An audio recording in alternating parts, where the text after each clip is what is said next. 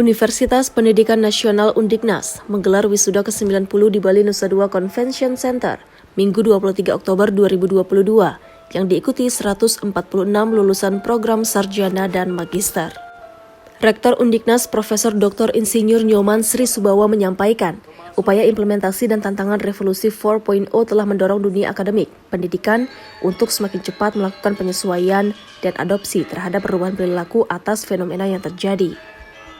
Fenomena ini tentu disikapi dengan melebarkan potensi dan kepakan kemampuan sumber daya cara berpikir secara global. Hal ini agar dapat bertahan dan terus bergerak maju melangkah untuk menggapai cita-cita. Melalui pemeringkatan perguruan tinggi baik secara nasional maupun internasional World Class University, Undiknas berupaya meningkatkan kualitas pembelajaran dan capaian prestasi akademik Civitas Akademika yang menjadi tolak ukur kualitas sebuah lembaga pendidikan. Undiknas terus berupaya agar menghasilkan lulusan yang memiliki kompetensi dan daya saing global. Berbekal konsistensi, keuletan, dan pandangan yang visioner, dirinya berharap Universitas Pendidikan Nasional bisa mensejajarkan dirinya dengan nama-nama besar tersebut, Undiknas besar. Sri Subawa menambahkan, melengkapi capaian internasionalisasi, pengembangan daya saing perguruan tinggi juga ditingkatkan dengan membuka sejumlah program studi baru dan perbaikan kualitas riset yang dihasilkan. Setelah membuka program studi Doktor Ilmu Manajemen S3, Undiknas kembali membuka 2 prodi. Prodi pertama adalah program studi manajemen, program sarjana, program pendidikan jarak jauh S1.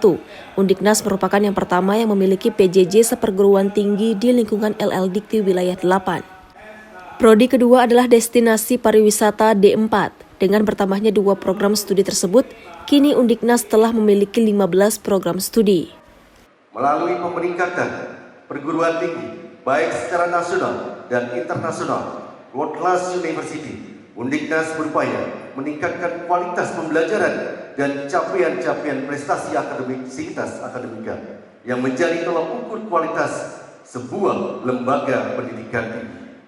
Upaya untuk menuju World Class University, Undiknas terus melakukan reform agar menghasilkan lulusan yang memiliki kompetensi dan daya saing Global Competitiveness Report. Untuk mewujudkannya, Undiknas mendesain langkah tahapan sebagai wujud nyata peningkatan kualitas pembelajaran dan lulusan. Di antaranya adalah: pertama, keunggulan dalam penelitian dan publikasi. Kedua, peningkatan pengajaran berkualitas dengan infrastruktur yang berbasis digital. 3. Lulusan yang memiliki kemampuan entrepreneurship. 4. Persiapan infrastruktur dan peningkatan aktivitas internasionalisasi. International Enrichment Program. Peningkatan foreign student. International company visit. Dan menuju akreditasi internasional.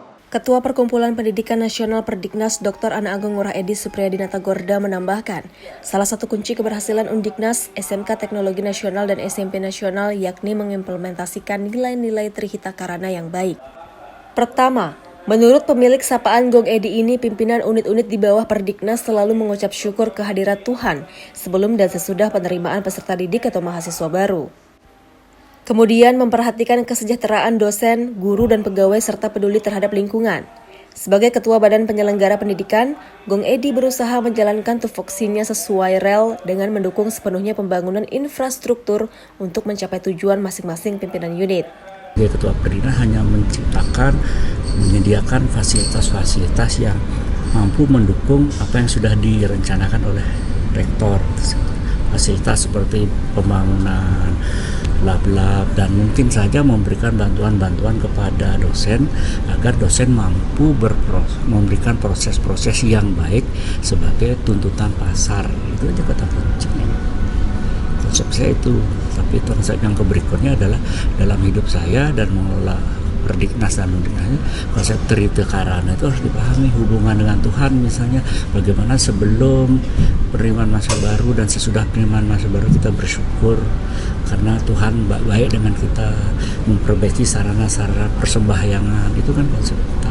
Yang kedua dengan hubungan dengan manusia, ya perbaikan kesejahteraan, perbaikan pendidikan, perbaikan hal-hal yang berkaitan dengan hidup dosen, guru, karyawan, itu yang untuk proses-proses yang baik menghasilkan progres yang lebih baik.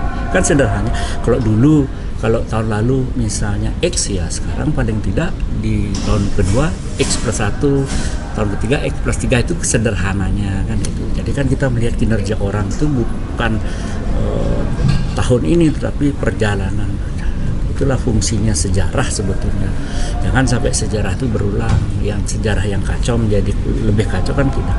Rektor Undiknas kan sudah berjalan dalam koridor, pertama kali diangkat menjadi rektor kan 2019. Nah, 2020 kan ada peningkatan, 2021 ada peningkatan, 2022 ada peningkatan. Nah, agar peningkatan itu terjaga, maka ada proses yang harus kita pahami adalah karena dalam perspektif menjaga hubungan dengan manusia. Siapa manusia itu? Rektor, guru, karyawan, kan harus dijaga. Bagaimana cara menjaga? Pemerintah menciptakan sistem kompensasi yang relatif progresif. Sangat tidak boleh masuk dalam ranah